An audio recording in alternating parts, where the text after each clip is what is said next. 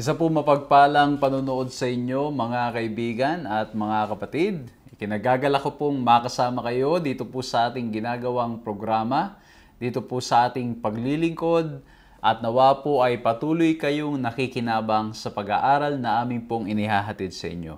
Patuloy po kayong sumusubaybay sa pag-aaral na may temang God's Mission, My Mission. I hope and pray na sa ating mga pag-aaral, tayo po ay nabibless, tayo ay nakikinabang, at ating napupulot ang mga mahalagang leksyon na dapat nating matutunan mula po dito sa mga paksa na ating tinatalakay. Napakaganda sapagkat ako po mismo ay tunay na bless sa pag-aaral po ng ating lesson. Imagine ninyo tayo ay pinapaalalahanan nito na ang ating Panginoong Diyos is a God who's reaching out to us at tayo naman na nakikilahok sa gawain ng ating Panginoong Diyos ay dahil naranasan natin ang pagmamahal niya, tayo po ay gumagawa rin sa kanyang bukiran. Napag-usapan po natin nung nakaraan kung paanong napakahalaga na malaman natin at maging klaro sa atin ang panawagan ng ating Panginoong Diyos sa ating mga buhay. Pinag-usapan po natin yung ating 3 points na encounter. We establish and we emphasize that we need to encounter God. Mahalaga na meron tayo karanasan sa ating Panginoong Diyos. Pinag-usapan natin yung mga possible excuses na ginagamit nating mga tao para makaiwas sa gawain ng ating Panginoon. And then what the Lord expects of us, and of course, and that is to be like Isaiah, saying, "Here I am," or "Here am I, send me." At sa pagpapatuloy po ng pag-aaral na ito, ang ating po pag-uusapan sa pagkakataong ito ay pinamagatan po nating Motivation and Preparation for Mission. Samahan niyo po ako sa ating gagawing pag-aaral na ito.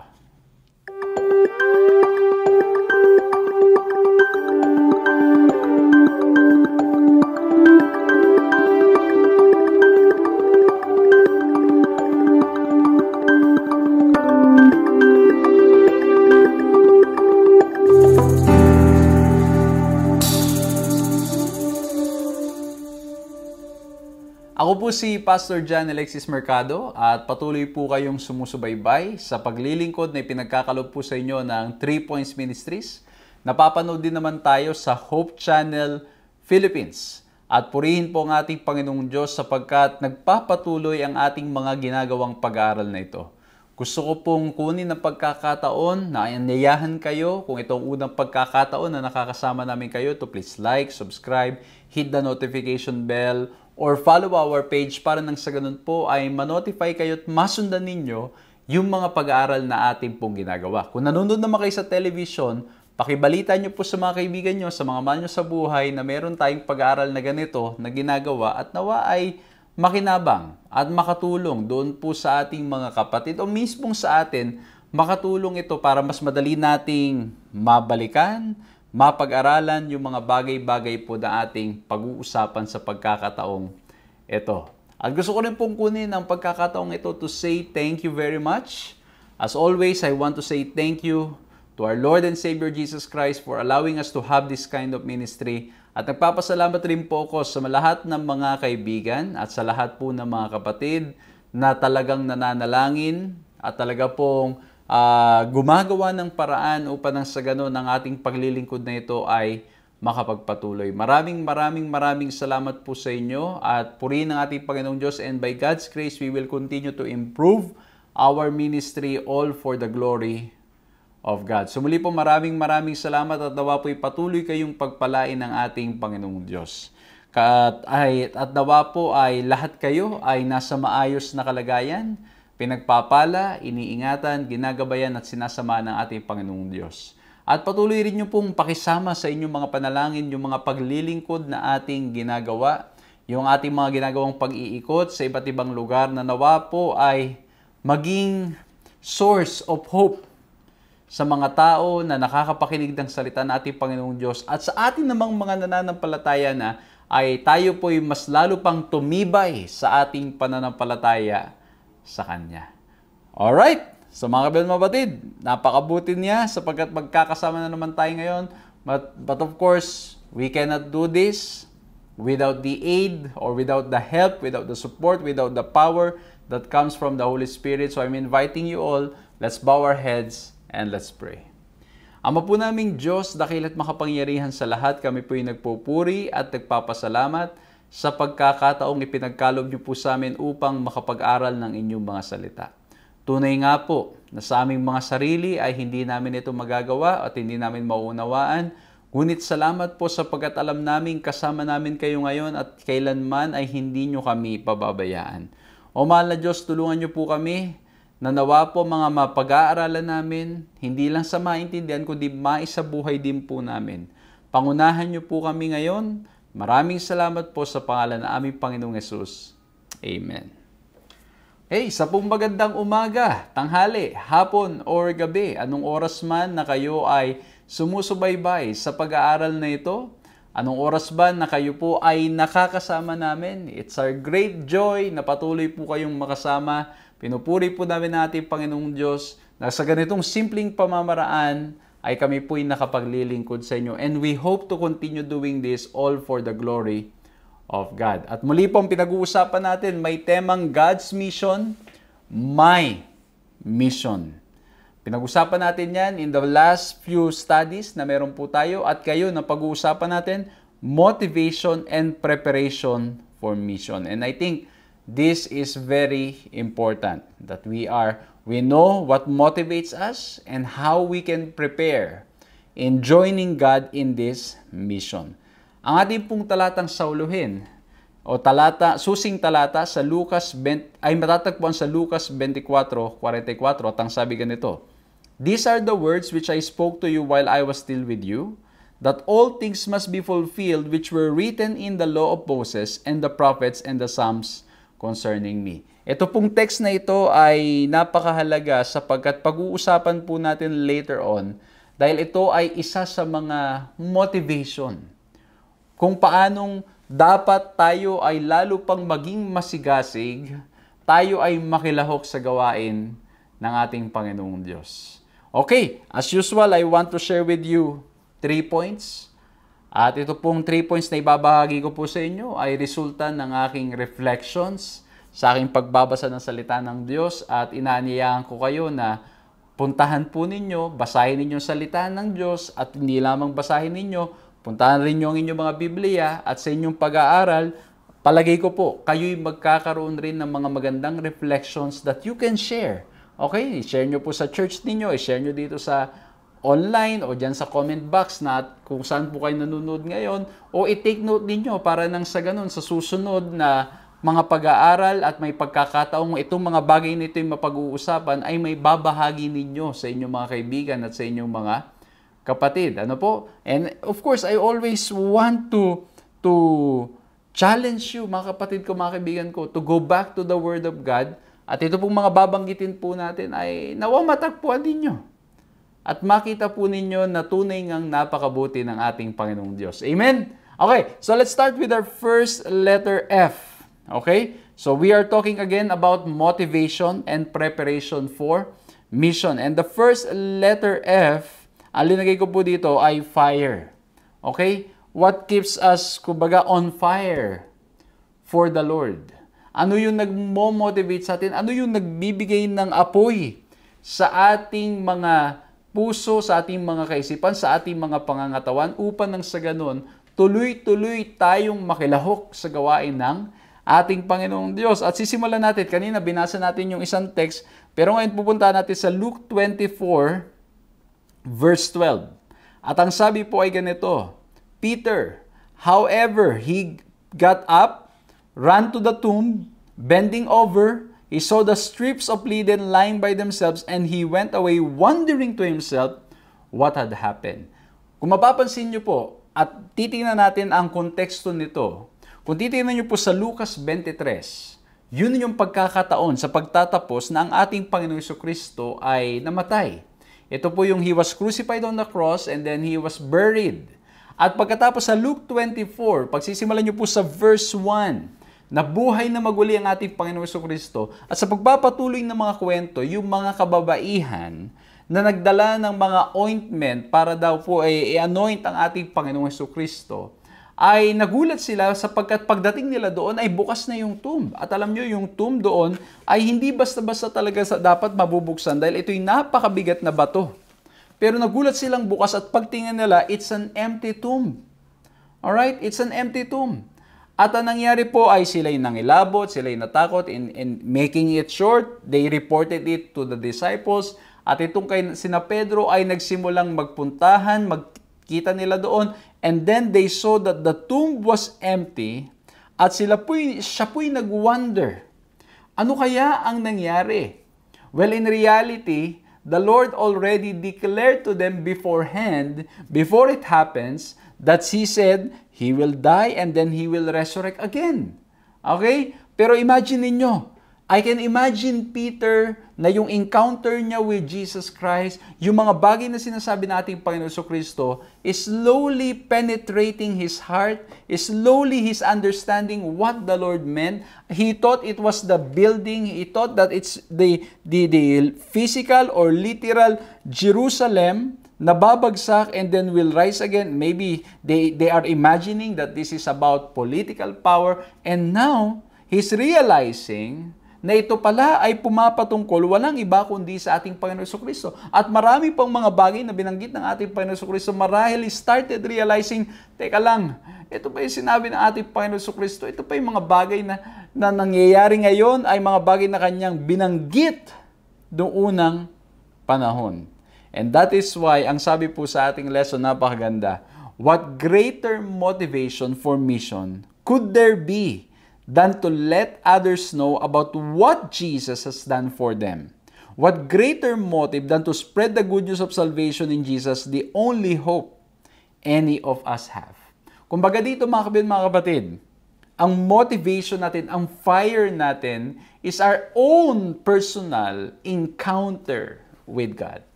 Napakahalaga na tayo mismo ay naranasan natin ang ating Panginoong Hesukristo because we cannot share what we do not have.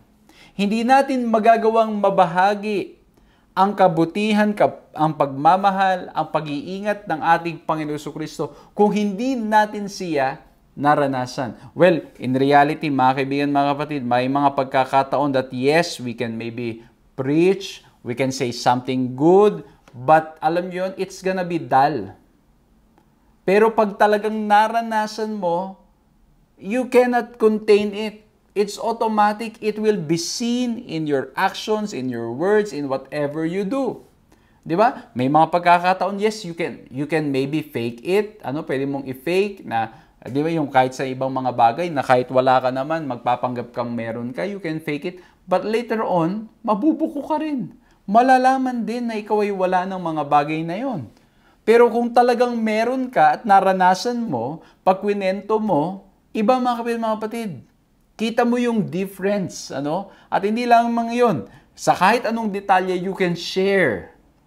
And so, what we are trying to point out ay napakahalaga in order to keep us on fire, motivated for mission is, again, yung pinag-aralan din natin during the story of Jonah, we need to have that personal encounter with God. Mahalaga na tayo mismo ay nakakakilala sa Diyos, sa ating Panginoon Kristo na ating ibinabahagi. Kaya po pag minsan, mga kapatid, we always want to strike the balance. Okay? We want to strike the balance. What do you mean, Pastor, to strike the balance? Kasi po bakit? Minsan ang nangyayari, ang ginagawa yung yung truth lang ang isinishare, of course yung teachings, yung doctrines, which is very very important. Very important. Okay? Pero ang nangyayari po, there's no power. There's no love. Why? Kasi bakit po walang kapangyarihan ng banal na spirito sa ating paglilingkod at marahil dahil hindi natin kilala yung ating pinaglilingkuran. Minsan naman yung iba, they will share that they love, but they do not know the truth in the Bible. It's also not possible. Kaya ang ganda nung sinabi mga kapatid, yung balance Nalimutan ko yung nagsabi, pero ang sabi doon yung truth without love is brutality. Ayan o, truth without love is brutality, and love without truth is hypocrisy. And that's why you need to balance both. And so, yes, you can share something about the doctrines, the teachings. You can know all the facts and details, which is very important. But if you have not experienced the love of God, it's going to be dull. Walang kapangyarihan. Walang convincing power. Kasi bakit po? Anong nangyari sa atin? It's more on head knowledge. And that's why we need both. While we are studying the Bible, we know the truth, we know the teachings, we know all the facts in the Scripture, we also grow in love. And so when we share Jesus Christ, we will be able to see all the teachings in lens of God's love. Ang nangyayari kasi ngayon, mga kaibigan, mga kapatid, hindi natitingnan sa lente ng pag-ibig kasi marahil we do not have that personal encounter with God. But I believe na pag tayo ay merong personal na encounter sa ating Panginoong Diyos, ay yung ating pag-share, yung ating mga pangangaral, yung ating mga ginagawa, makakakitaan ng katotohanan at ng pag-ibig all at the same time. Amen? Ano po? Kaya, mga kapatid, mga kaibigan, na sinasabi dito, si Peter, he was wondering to himself what happened. Kasi bakit? He had an personal encounter with God, and now slowly, the things that Jesus mentioned to him is happening before his own eyes. And so that's why, pagbabasahin po natin sa banal na kasulatan, itong mga disciples who spent 3 years and a half with Jesus Christ, they were powerful preachers because of the power of the Holy Spirit, but at the same time, because they have this personal encounter with Him. Ang tanong, kamusta po tayo mga kaibigan at mga kapatid? Kamusta ang ating pagbabasa? Kamusta ang ating mga pananalangin? Kamusta ang ating personal na oras sa ating Panginoong Diyos? Do we have time to reflect? Do we have time to talk to Him? Do we have time to pray? Do we have time to listen to His still small voice? Or we are too busy in this life? At ang ganda, di ba? Yan yung dahilan nung nakaraan. Kaya daw di nakikilok sa gawain dahil abala, dahil busy. Ano po? Pero in reality, hindi lang yun. Maaring minsan, sobra naman yung ating gawain at wala tayong personal encounter with God. At alam niyo mga kapatid, na-realize ko, when you are too busy in the work and you do not have the personal encounter with God, ang daling ma-drain.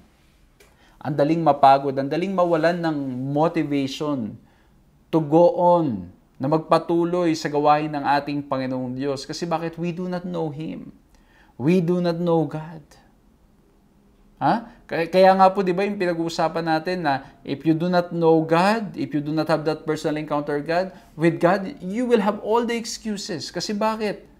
Hindi mo siya kilala eh. Hindi natin alam anong klaseng Diyos siya, kaya nahihirapan tayo na malaman at masabi na talagang kahit ano mangyari sa atin, kahit mahirap na sitwasyon yung pinagdadaanan natin, kasama natin siya. Ito, bigyan ko na example, mga kaibigan ko, mga kapatid ko. Pag alam nyo yung tao ay mahal na mahal kayo at pinagalitan kayo, pinagsabihan kayo, anong mararamdaman ninyo? Siguro normal na masasaktan ka rin, may inis ka or ano man, pero at the end of the day, di ba mangingibabaw yung pakiramdam mo na alam mo na yung sinasabi ng tao ay mahalaga at yung sinasabi ng tao kahit na medyo ayaw mo, alam mong sinabi yun para sa ikabubuti mo. Di ba ganun na nangyayari mga kaibigan, mga kapatid? And so when we know God, when we have that encounter with God, we will be motivated for mission. Kasi bakit? Jesus died on the cross for us. Imagine someone carrying all the burdens, at hindi lang kinary lahat ng burdens, he took the sin that is for us. Nagkaroon ng substitution. He died on the cross. He sacrificed it all.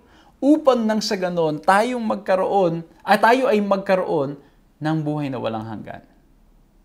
Ha? Ito yung gusto nating emphasize. Na encounter with God. How well do we know God? Pag titinan niyo po si Pablo, pagbabasahin niyo po yung mga sulat niya kay Timoteo, ang sabi niya, I know whom I have believed. May sermon ako dyan. Nang sabi doon sabi niya, I am not ashamed. For these things I suffer, these things I suffer. Nevertheless, I am not ashamed. for I know whom I have believed. Dahil kilala ko yung aking pinaglilingkuran, I am continually doing this. Ito mga kaibigan ko, mga kapatid, when you're doing things just out of appreciation, when you're doing things just because of benefits, when you're doing things just because, or you're participating in mission just because of the things that you can receive, later on, mapapansin nyo po, you will get tired. You will easily be tired. You will not be motivated in mission. Kasi bakit? Yung reason mo is more on yourself. But when your reason for doing is to glorify God, because you want to continue to grow in Christ, you want to continue to grow in your relationship with the Lord, ano man ang maging sitwasyon, maging mahirap man ito, madali, kagutuman man, kamatayan man, sako naman ang ating haharapin. Because we know whom we believe. Kilala natin yung tumawag sa atin. Pagpapatuloy tayo, we will continue to be motivated kahit na walang nag-a-appreciate sa iyo, kahit na walang nagmamahal sa iyo, kahit na lahat ng tao nagagalit sa ginagawa mo, as long as you know that Jesus called you to do it, you will be motivated because the one who called you to do it loves you and He cares for you. Amen? Kaya number one, mga kapatid, na motivation natin is yung ating pong pagkakilala sa ating Panginoong Diyos. How well do we know Him? Are we spending time to know Him? Sabi ko po sa inyo mga kapatid, naranasan ko yan. When you're just after appreciation, pag hindi ka na-appreciate, hindi ka na-value, hindi ka na magpapatuloy. Well, don't get me wrong, mga kapatid, mahalagang ina-appreciate natin ng isa't isa. Ano po? Mahalaga yan. At kung tayo naman ay hindi na-appreciate, syempre normal na tayo bilang tao tayo, medyo magkakaroon tayo ng konting, alam mo yun, parang konting pain that yung ginagawa natin is never appreciated. Pero kahit na ganun ang nararamdaman natin, because we know that it is God who called us, tuloy pa rin tayo maglilingkod. Hindi natin pahihintulutan na yan yung magiging hadlang sa gawain ng ating Panginoon. Ano po?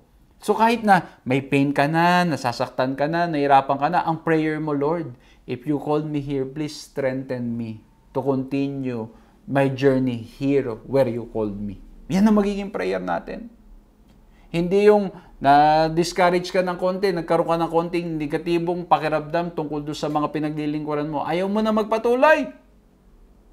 Kaya nga po mga kapatid, we need to be clear what's our motivation, and I hope that the motivation is no other than Jesus Christ Himself, our relationship with Him, because we realize that He died on the cross, He cares for us, and He loves us. Now, let's go to the second part dito po sa fire. Ano pa? Aside from our personal encounter with God, also, dito sa binasa nating key text, sa Luke 24:44, is yung prophetic fulfillment, or walang iba kundi ang salita ng ating Panginoong Diyos. Ang sabi dito, then He said to them, "These are my words that I spoke to you while I was still with you, that everything written about me in the law of Moses and the prophets and the Psalms must be fulfilled." Ayan ha. So, ang ginagawa ng ating Panginoon Kristo, is teaching them na itong mga bagay na nakasulat sa banal na kasulatan, yung mga bagay na itinuro ko sa inyo, ito ay nagpapatotoo tungkol sa Kanya.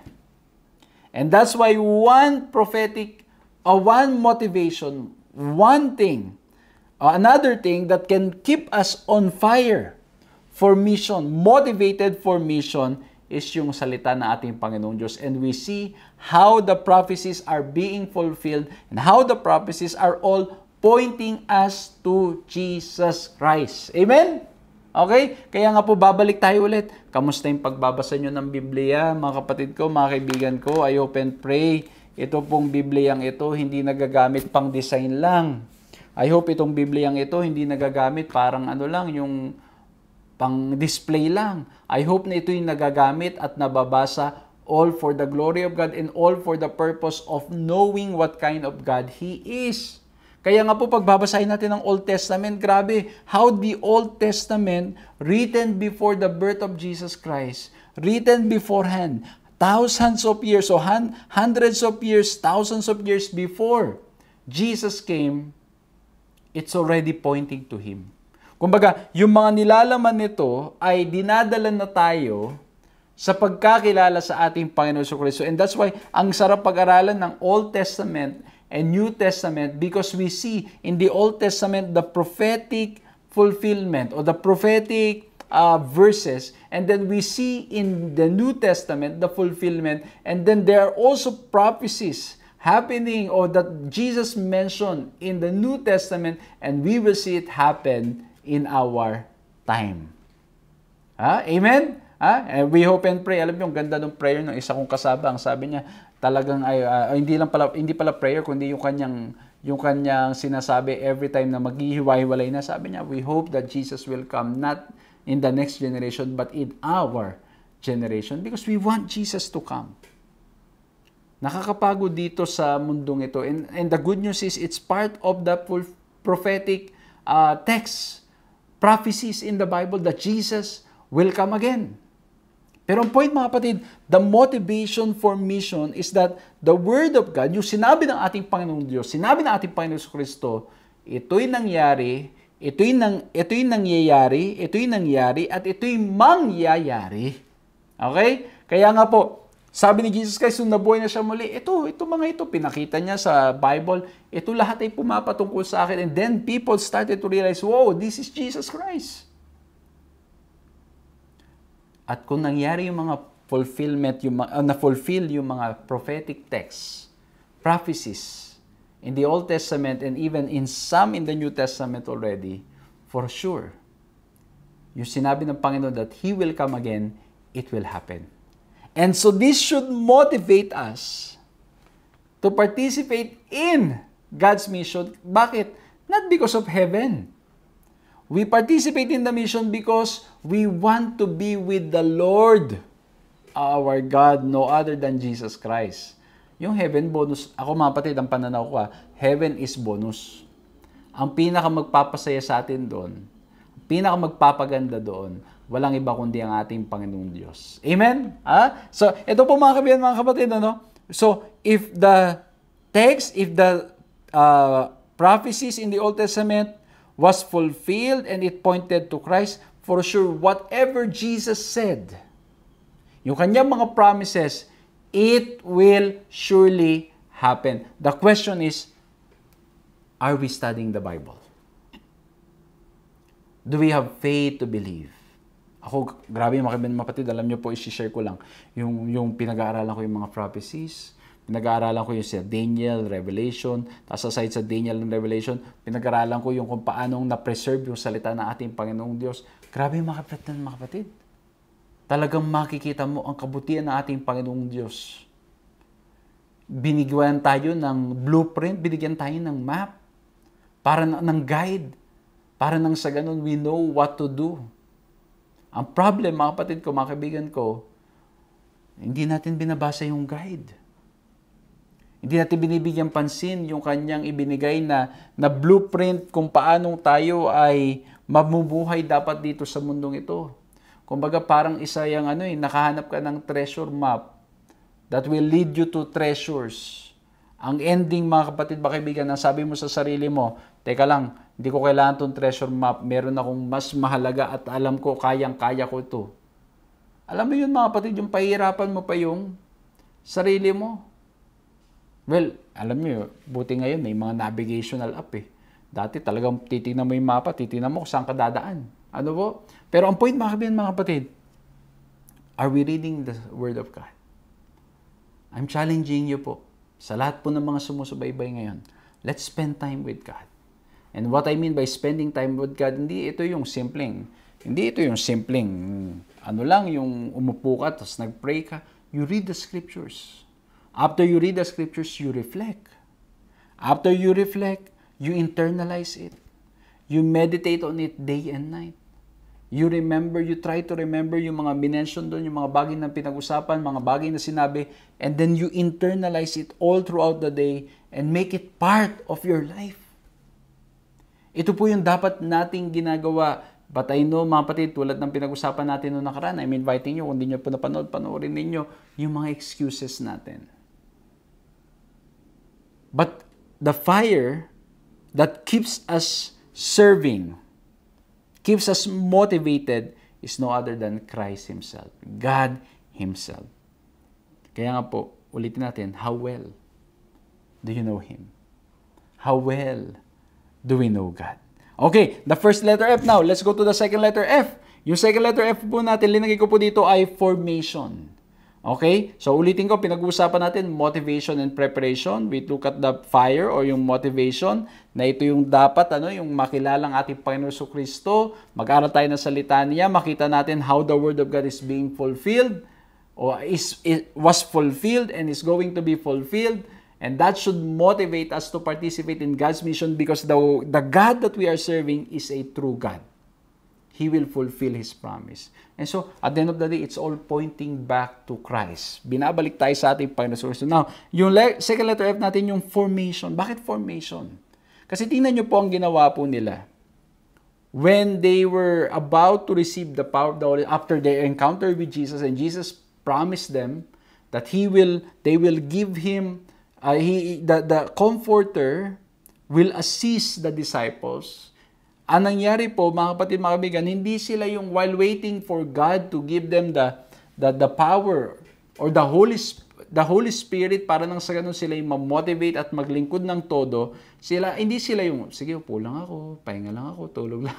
Hindi ganun. Tingnan nyo po nung ginawa nila. Ang sabi po dito sa verse 12 and 14 ng Acts chapter 1 ay ganito.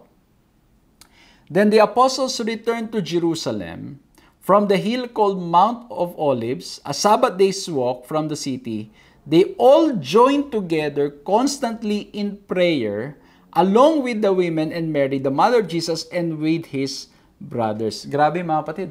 Ang ganda yung pagkasabi, they all joined together constantly in prayer.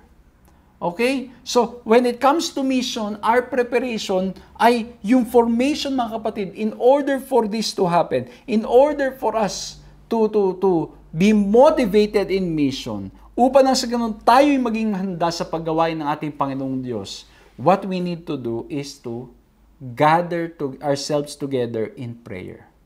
And I think that's the reason why our church ay very eager in promoting, in telling us and in reminding us that we need to pray all the time. Kaya nga may mga programs tayo na 10 days of prayer, may mga week of prayer tayo, may mga pangangaral tayo, inviting us to be together so we can pray for each other. At of course, alam niyo mga kapatid, mga kaibigan, lagi ko itong kinikwento.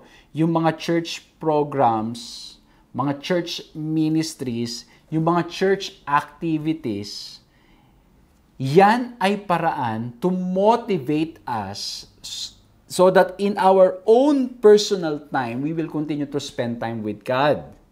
Hindi po ang nangyayari kasi pag minsan, because we are already active in the church, we are already active in the week of prayer, in the 10 days of prayer, we always attend that. Ang nangyayari ba, parang ang ginagawa natin, sobrang active tayo sa church, at ang nangyayari sa ating mga personal, yung outside the church, we're not doing anything. Kumbaga, hindi ko sinasabi pong lahat, pero may mga pagkakataon na yung spirituality natin naka-base lamang doon sa ating ginagawa sa church. Na ang reality, yung programs ng church ay naka-design para nang sa ganun, i-motivate tayo to continue our personal time with God. Hindi yun ang magiging substitute na, yan din yung sinasabi ko sa online ministry. Hindi porket kayo ay nakapanood ng online ng mga pag-aaral, and again mga kapatid, I'm very thankful for you joining us, studying with us. I'm very thankful mga kapatid. But the design of this program, the design why we have this, is not to substitute your personal time with God. Hindi ito substitute para na sa ganun, hindi na kayo magbasa at hindi na kayo mag-aral ng salita ng Diyos. Ang purpose nitong ating pag-aral ngayon, pagkatapos yung makinig, pagkatapos yung mapag-aralan, you will go back to the lesson, you will go back to the Word of God, and then you study it on your own. Yun ang design. Bakit natin ginagawa ito? You pray yung 10 days of prayer, ang nangyayari po, hindi after 10 days, you will stop praying. The 10 days of prayer, it's designed para nang sa ganun, later on, you will continue doing this. It will be a habit, it will be a practice sa ating mga buhay. Yun ang dahilan. Yun ang purpose. And that's why, ang sabi po dito, after the Lord promised them of the power of the Holy Spirit, they went to a room. Galing sila ng Mount Olives, pumunta sila ulit sa Jerusalem, they returned to Jerusalem, at nagsama-sama sila upang manalangin. Inisip ko, ito mga kapatid, para bang anong nangyari, galing sila sa church nang may nag-sermon, pag uwi nila, sabi nila, sige, mag-pray pa tayo. Pero nangyari pag minsan, again mga kapatid, I'm not saying all. Kung hindi po totoo sa inyo, praise the Lord. Kung totoo naman, baguhin po natin. Tayo magpakalapit-lapit sa ating Panginoon Kristo. Para nangyari, after nung week of prayer, after nung 10 days of prayer, sasabihin ng iba, okay, I can do whatever I want. Pwede na ulit akong bumalik sa old activities ko kasi tapos na yung 10 days of prayer. Hindi po ganun. Ang motivation, mga kapatid, at ang intention is so we can continue growing in Christ. And when we talk in the context of mission, tandaan nyo, itong pananalangin nila, ang sabi natin Panginoon Kristo sa kanila sa Acts 1:8, you will receive power so that when the Holy Spirit comes upon you, you will be my witnesses from Jerusalem, Judea, Samaria, and to the ends of the earth. Ang context ay mission. At ang nangyari, yung power of the Holy Spirit, ipagkakaloob para nang sa ganun, they can continue in the mission. Ano po nangyari? Pagbalik nila, they were all praying. They want to receive that power. They want the will of God in their lives because they want to participate in the mission of God. And so, sa ating pong paglilingkod, yes, there's yung fire natin sa gawain, walang iba kundi makilala ng ating Panginoon, yung kilala natin ng ating Panginoong Diyos. But when it comes to formation, yung ating preparation, we spend time with Him continually. Sama-sama tayo, mga magkakapatid. Kaya nga po, pag nagpe-pray tayo, let's pray for the power of God. We pray for healing so we can participate in His mission. We pray to pass the board exams so God can use us effectively in mission. Bakit natin pinagpe-pray yung ating mga resources na ay magkaroon ng mga pagkain, ng trabaho at marami pang iba so we can declare Jesus wherever we are. And that's why, mga kapatid, let's pray for each other. Let's come together and pray because we want to participate in God's mission. Ang ganda siguro kung ganito.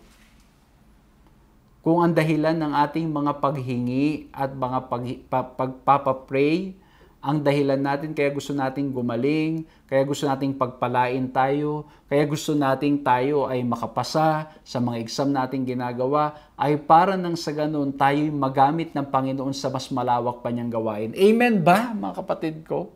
Sana ganyan ang motivation natin. Ano po? So, yung formation ng mission, mga kapatid, yung participating in mission, yung formation, yung preparation, they gathered together to pray. So, ganun din po tayo. Let's gather together to pray for the power of the Holy Spirit in our lives. Of course, in your own personal time, pray for the Holy Spirit, for the power of the Holy Spirit in your life, in my life. And at the same time in the church, let's gather together to pray for the power of the Holy Spirit. Ano pa? Sa Acts 1:23-24, ano pong nangyari? They were also planning. Kasi bakit? Ang nangyari nga po, di ba? Nagbigti si Judas. At ang nangyari, kailangan nila ng isa pang papalit. At sabi dito sa verse 23-24 ng Acts chapter 1, so they nominated 2 men, Joseph called Barsabas and Matthias. Then they prayed, Lord, you know everyone's heart. Show us which of these two you have chosen. Yan, no? So, mapapansin nyo po, no?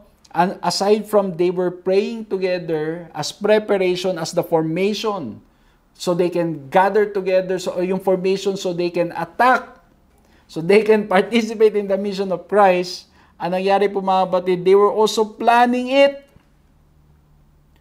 Bakit planning? Kasi ang nangyari, di ba, yun nga po, kailangan ng kapalit ni Judas para nang sa ganun ang gawain ay magpapatuloy. Okay? Kailangan nila. And so they were planning. And so pagdating sa gawain ng ating Panginoong Diyos, at minention ko po ito nung mga nakaraang pag-aaral, preparation, planning is important. Pero kapag ang planning naging dahilan para nang sa ganon hindi makapag-participate sa mission, yun ang mali. O, di ba? Kaya nga po yung sinasabi natin, ano yun yung minention ko nung last time, too much planning o yung too much analyzation sometimes can lead to paralyzation. Sa sobrang pagpaplano, sa sobrang kagustuhan mo maging perfect lahat, hindi ka nakagalaw. Naalala ko yung isang kwentong yan eh. Meron daw pong mga magagaling sa Biblia. At pagkatapos nagkaroon sila ng board meeting, yung church board o basta yung mga team leaders, lahat nag-usap-usap sa church. Sabi nung isa, ang project nila, paano natin matutulungan yung mahirap doon sa lugar na yon? Sabi nung isa, teka lang. We need a biblical reason. Bakit natin gagawin yan? Tingnan muna natin sa Bible. Ito, mahalaga yan ha. Mga kapatid, don't get me wrong ha. Itong kinikwento ko, mahalaga yan yung biblical reason. Biblical. Sabi nung isa, teka lang. Sabi naman nung isa, tingnan niya muna natin ano yung mga original text na nandyan, yung Greek at saka yung Hebrew. Tingnan niya natin. Okay, mahalaga yan mga kapatid. Ako po, mahilig ako dyan. Mahalaga yan. Mahilig ako dyan. Greek, Hebrew, gusto ko yun yung bumabalik sa original language. Sabi naman ng isa, teka lang. Tingnan muna natin yung overall, yung overall context niyan at paano nagmamatch doon dyan sa librong yan at paano siya nagmamatch doon sa ibang libro. Tingnan natin yung macro, yung micro and macro context niyan. At ang nangyari daw po, merong isang kapatid doon na nakikinig doon sa usapan na sabi niya, bandang uli na sabi niya talagang inip na inip ang sabi niya, mga pastor, sabi niya, ang dami niyo namang pinag-uusapan para lang tumulong doon sa nangangailangan. Bakit hindi ang gawin natin? Lumabas na lang tayo at bigyan natin ng makakain. Ano pong ibig po sabihin? Sometimes, yung planning, nagiging reason for us not to go in mission. But again, mga kapatid, please do not get me wrong. Don't misinterpret my statements. Mahalaga po na nagpaplano. Mahalaga na nagpe-prepare tulad nila. Kailangan natin ng isa pang papalit sa atin. So they were planning, they were preparing for mission. Pinaghahandaan nila yung mga pangangailangan. Pero mga kapatid, wag naman sanang mangyari na sa sobrang paghahanda natin, hindi na tayo nakakilos at nagstay na lang tayo where we are. Okay? I hope you get me mga kapatid. We balance yung planning and at the same time, we go for mission. Kasi lalo na kapag yung mga pagpupuntahan ay yung mga medyo may konting danger, may mga anong nangyayari po, di ba? Preparation is very important. Pero ang mangyayari ay you are clear that the Lord is calling you to go there. And then the answer is clear that you should be serving there. And then as you prepare, nakita mo how dangerous it is. Anong nangyayari? Sa halip na pumunta ka, sabi mo, hindi na lang ako pupunta. Yun ang may problema. Pag klaro ang sabi ng Panginoon, you go. You go. You prepare as much as you can, but not to the point that you won't be able to go anymore. And so that's why yung balance ng time when it comes to preparation and going should always be there. Kaya nga po dito, they were planning. It's important to plan, but not to the extent that we will decide not to go anymore. Ang reason ng planning is so we can go. At kapag sa ating pagpaplano, ang nangyari mga kapatid, may konting problema, may mga bagay na mahirap, let's go. Tuloy ang gawain ng Panginoon. Huwag nating hayaan na maging hadlang yung mga bagay-bagay para hindi tayo maglingkod sa Panginoon. Naalala ko tuloy yung isang pastor, kwento niya sa akin, paano ako mag-start ng online ministry? Wala man akong alam dyan, wala akong ganito, wala akong camera, wala akong ganito, ganyan. Bandang uli, pinarealize sa kanya, meron ka namang cellphone. Meron kang mga simple things na magagamit mo. You start where you are. Okay? So mga kapatid, sa formation o preparation in mission, it's important to pray, to ask for the Holy Spirit, to spend time together. Sama-sama tayo, mag-pray tayo. And then we plan for the ministry. Again, ulitin ko po, we plan so we can go. Hindi tayo nagpaplano ng todo na hindi na tayo makago. Okay? We plan well so we can serve well. So we can go. We can continue going. Huwag nating ubusin yung oras sa planning lamang na hindi na tayo makakilos. But again, we balance planning and going. We need to balance that. But definitely, you need to go. Number 3, last point natin is fellowship. Bakit po fellowship ang linagay ko? Tingnan niyo po sabi sa Acts 2:2-4. Kanina meron ng hint dun sa Acts 1 na they were all joined together. Pero ang in-emphasize natin dun yung prayer. Pero dito sa Acts 2:2-4, tingnan niyo po i-emphasize natin. When the day of Pentecost arrived, when yung power of the Holy Spirit has arrived, they were all together in one place. And suddenly there came from heaven a sound like a mighty rushing wind, and it filled the entire house where they were sitting.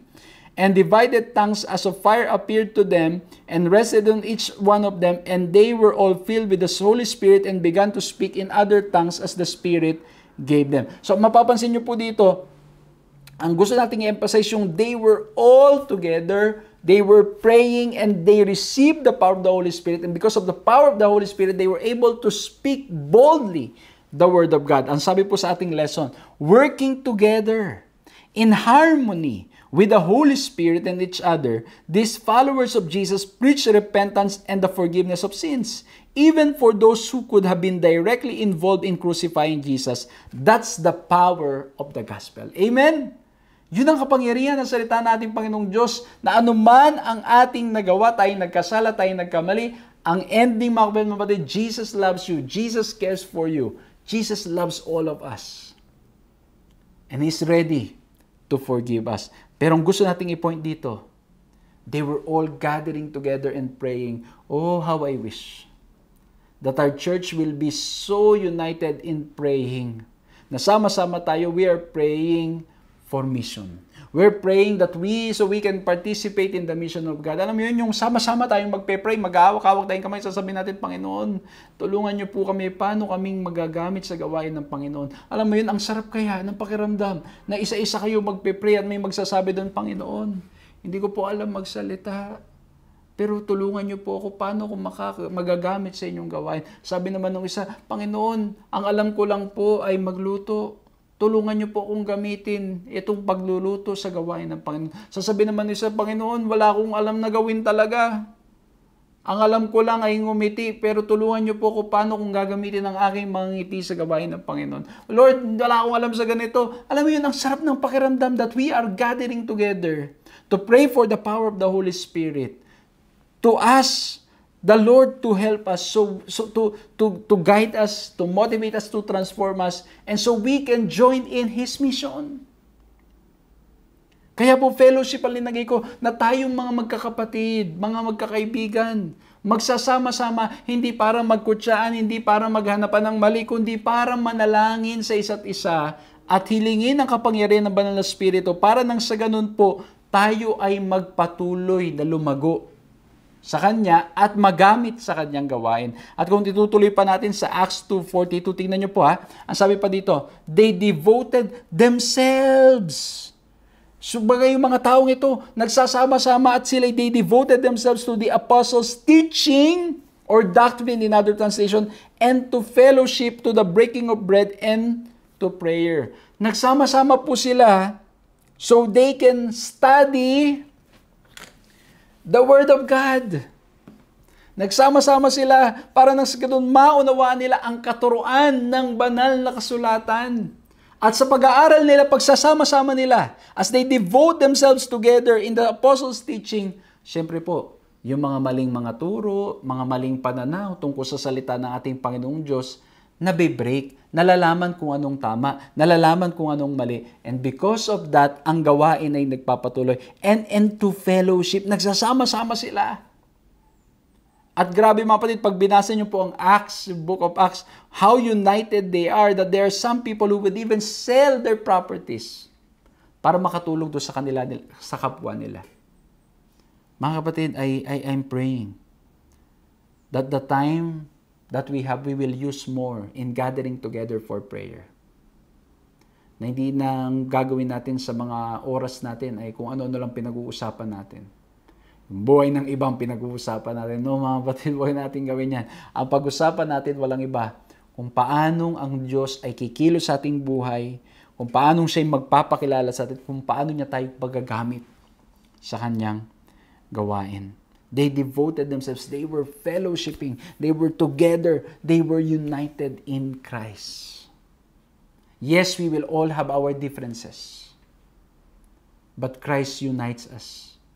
Na patuloy na magpagamit sa Kanya at patuloy na ipangaral ang Kanyang pangalan. We may have different methods, different principles, and different ways, but we have the same God who's teaching us how to go about it. Iba-iba yung style natin eh. Iba-iba yung mga pamamaraan natin. But at the end of the day, when we have the same God, it will lead us to love one another and be united. Fellowship. And so, 3 points po natin sa pag-uusap natin ngayon. Fire, formation, and fellowship. And I hope and pray na na-bless po kayo, nakinabang kayo dito sa pinag-usapan natin. At mga kapatid, mga kaibigan, let's pray for each other. Kung may nakikita tayong mga kapatid na nangihina, manalangin tayo. Let's be united. Para yung mga may sakit, ipanalangin natin na sila'y gumaling para makalahok sa gawain ng Panginoon. Yung mga naghanap ng trabaho, panalangin natin makahanap ng trabaho para magamit ng Panginoon na i-share yung kanilang mga blessing at magamit silang witness sa kanilang mga trabaho. Yung mga pumapasok sa eskwelahan, ipanalangin natin sila'y makatapos para nang sa ganun magamit sila at makasama sa gawain ng Panginoon. Yung mga lahat mga kapatid ng ginagawa natin. I hope it points us back to Christ and it leads us and it motivates us to join in God's mission. Maraming salamat po sa inyong ginawang pagsama. Samahan niyo po ko sa ating pagtatapos na panalangin. Maraming salamat, Panginoong Diyos, sa aming pong napag-usapan ngayon at nawa po ay patuloy kaming lumago sa pagkakilala sa inyo. We have learned today, Lord, na ang greatest motivation namin ay walang iba kundi makilala po kayo. Lord, help us to be together, to be united, to pray for each other. And Lord, tulungan niyo po kami na as we plan for the ministry, as we form, as we have formation, pagplanuhan namin ang aming mga paglilikod, Lord, tulungan niyo po kami na kung may makita man kaming mga discouraging moments, may makita man kaming mga hindrances, we will not allow that to stop us because in Christ, there's no walls, no borders, no limits. Lord, pagpalain niyo po kaming lahat. At tulungan niyo po kaming manampalataya lagi sa inyo at magkaisa kami alang-alang po sa aming relasyon sa inyo at sa gawain na inyo pong inatang sa aming mga balikat. Lord, thank you for allowing us to participate in your mission. Pagpalain niyo po ang lahat ng aking mga kaibigan, mga kapatid, na aking pong nakasama sa pag-aaral na ito at nawa po'y patuloy nilang maranasan ang inyong pag-ingat pagmamahal. Purihin po ang inyong pangalan sa pangalan ng aming Panginoong Yesus. Amen. Maraming salamat po mga kaibigan, mga kapatid, sa inyong ginawang pagsama sa ating programang ito at nawa po'y na-bless kayo, nakinabang kayo at nawa po'y patuloy na lumago tayong lahat sa pagkakilala sa ating Panginoon Jesucristo. Maraming salamat po muli sa lahat na nagpe-pray, nagsusupport sa ating ministry at nawa po ay patuloy pa kayong pagpalain ng ating Panginoon. We were thinking of more things na pwede pa pong gawin, but it can only happen all by the grace of God. Muli po, purihin ang Panginoon. Maraming salamat at inanyayahan ko po kayo na patuloy na i-share ang video ito. Patuloy nating ikalat ang mabuting balita ng salita ng ating Panginoong Diyos through our social media, through our words of mouth, through our actions, through our lives. Muli po, purihin ang Panginoon. I'm inviting you to continue to study the Word of God. Magkita-kita po tayong muli sa susunod na pag-aaral. God bless you.